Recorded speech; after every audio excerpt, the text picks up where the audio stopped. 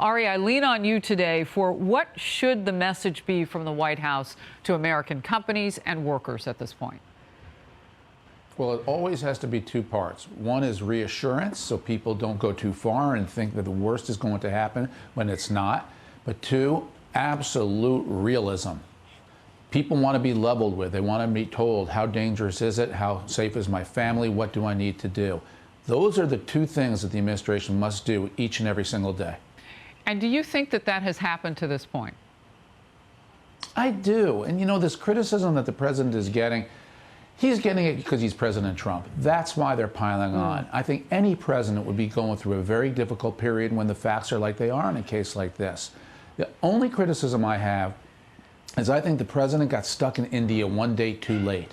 If he had come back one day earlier, I think he'd have been ahead of this storm that all of a sudden gathered. It was the day an official from the CDC said it's not a question of if, it's a question of when.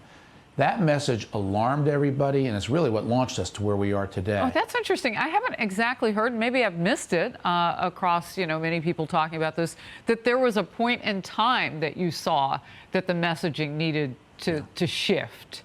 And so where are we going now with this? We get this 5 p.m. Eastern daily briefing now. At least that's starting to tick up, it looks like, with some regularity.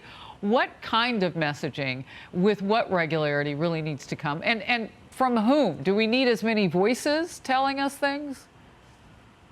Look, the problem is fear and the problem is confidence. Those innate worries that people have, those are driven really by just what they're hearing, what they're seeing, what's on social media. And so therefore, it's the responsibility of the president and all the experts that he's surrounded with daily, and they're the best right experts, to try to address the confidence and the fear questions.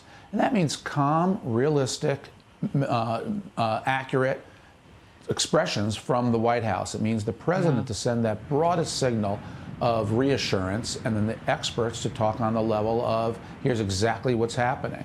This will start to reverse when the science gets a hold of it. That's the difficult part, Harris. You don't know how long that is until the medicine works. The vaccine comes in next year.